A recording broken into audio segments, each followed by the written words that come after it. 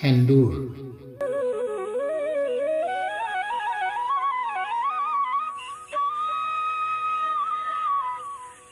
সিদিনা মোৰ বুকুতো এখন নৈ বৈছিল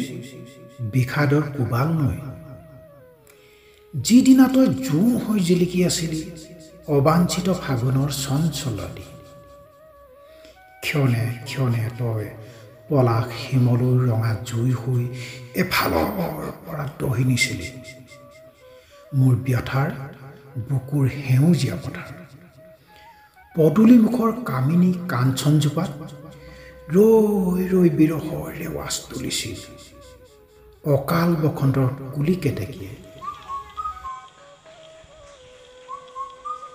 জয়াল নিশাটো আৰু গভীৰ হৈছিল ফেঁচাৰ বাঞ্ছিত বেহুৰীয়া উৰাত